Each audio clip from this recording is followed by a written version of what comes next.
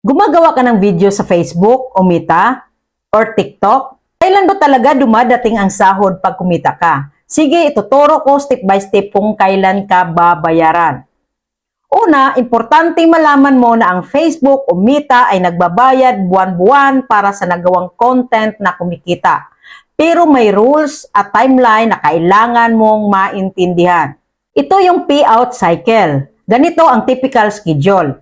Facebook, iniipon muna ang kinikita mo sa isang buwan. Example, earnings mo sa January ay i-record January 1 to 31. Tapos, i-check at i-reconcile buwan pagkatapos nito. At saka ka babayaran sa susunod na buwan. At mayroon itong payout threshold. Hindi automatic pag may kahit konting kita agad may payout. Kadalasan, kailangan mong ma-reach ang minimum payout threshold para ma-issue ang sahod mo bago sila magpadala ng bayad. Example ng typical thresholds. $25 minimum sa PayPal o bank account sa ibang bansa. $100 sa Wire Transfer International. Ito ang mga karaniwang setup sa Meta payout. So, ang payout process, pag na-reach mo ang minimum, Facebook i-schedule ang payout mo sa kanilang internal system early to mid next month. Pangalawa, pag scheduled ay ipapadala na ang pera sa bank account o PayPal mo.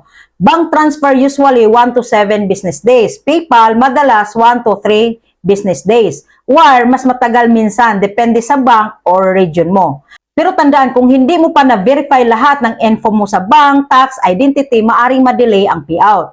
So ito yung mga common issues. Bakit minsan late o hindi agad dumarating? Una, wrong payout info. Pangalawa, hindi na-meet na threshold. Tatlo, pending verification. Pang-apat, account issues or violation. Kaya importanteng ayusin lahat ng details sa monetization, payout section sa Meta Creator Studio or professional dashboard mo. So ito yung tip para sa mga creators. Ang mga successful creators, regular silang nag-check ng payout. Sigurado na verified ang bank or tax info. Alam nila ang minimum payout at earnings nila. May consistency sa content para tuloy-tuloy lang ang kita.